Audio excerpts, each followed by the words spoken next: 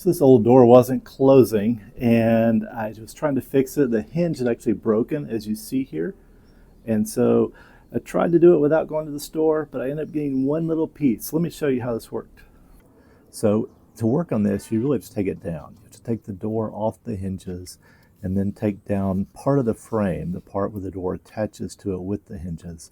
And so there are screws on the exterior. There are also screws in the middle part of mine between the weather stripping. And so you got to take all those down. Then I had to cut mine loose a little bit to get the caulk and paint to keep from tearing all that off the wall or the trim there. All right, so here's the issue. And I've seen several of these now in videos, but this is what the hinge looks like on these doors. And on each end, this is supposed to catch on these, I don't know what you call them, but they're kind of like a washer, plastic washer though. And so in this case, the one on the bottom is worn out. And that's why it was sliding all the way down. So, and you can also see that the metal's been wearing against the metal here. So I'm going to follow a solution that's been offered online, where I try to put something in here as a spacer and a kind of a point of resistance for this. It may only be a temporary fix, but it will still be better than no fix at all. It'd be better than buying a new $600 door. Okay, so my first attempt was, I would say it wasn't a bad idea, but it just didn't quite work. So what I did is I found two little washers to go in here as spacers, and that's them on the left side. That's them on the right side. And so as I push the pin back in, those washers are spacing the pin and keeping it all from sliding down. And that's sort of going to work. But the problem is going to be that I'm going to realize once I've really reinstalled this. Hold on, let's just talk about the size. So if you want a washer, it's a 3/16 that fit this rod pretty well. So I reinstalled the door and it didn't close well. So what I realize is, as I get it installed and look at it, the hinge is still too loose in there. It's going to need something similar to that original washer with the top hat on it to stay in place. So we're going to do something different. So with the door not closing, I looked at this hinge again. It was not really in place was the issue. And so even though my washers were holding the pin in place, it needed something to keep it closer on track. So I had to remove it again. I'm going to remove it here now and take it somewhere to get a little help. We got to find something like that original washer to go in here. All right, so I thought I was going to do this video and say I didn't have to go to the store, but I had to go to the store. However, this little thing was only 87 cents. I'm going to show it to you very specifically so that you will know what you're looking for. All right, so it is a replacement for this plastic piece that was torn up in there.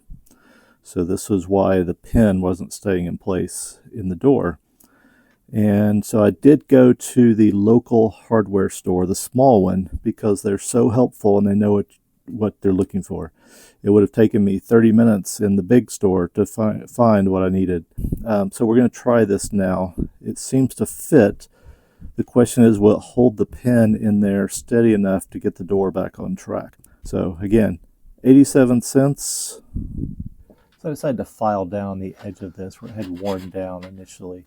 And looking at the door, there are actually some issues with the others, but they're still working. So fortunately, I did buy extras of this little plastic piece in case I do have to work on the others. I didn't today. Maybe I should have gone and replaced them, but decided not to.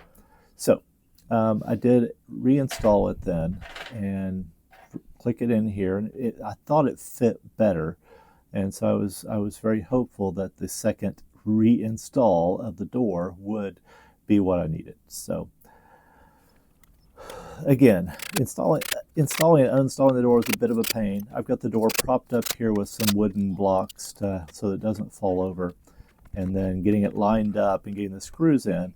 I did end up here putting a third metal screw in each of the hinges, just because I felt like after the screws had come in and out so many times on those hinges, they were losing a little bit of their grip. So I put a third one in there just for added security and made sure the door was still closed, and it seemed fine. So Again, it's a pretty heavy door. You want to be careful how you set it up, and it may be easier with two people. All that was home today was my kids, so I didn't ask for any help. All right, so I've had trouble with this door now for a while, and I didn't realize where the issue was starting until just yesterday. And so the issue was starting with the hinge, not over here. I kept trying to adjust this because it wasn't latching, but it's because the door was falling this way. It was sticking and not latching. Now it's latching, so I'm happy. If your door's having this issue, I hope that this video is helpful getting that fixed, right? So saved a lot of money here today. I was noticing a proverb, Proverbs 13:11. It talks about building up your money little by little. And you know, whatever money you can save, doing whatever project on your own. So that's why I always try a DIY first. And to replace this door with a comparable door, $600. That piece today, 87 cents.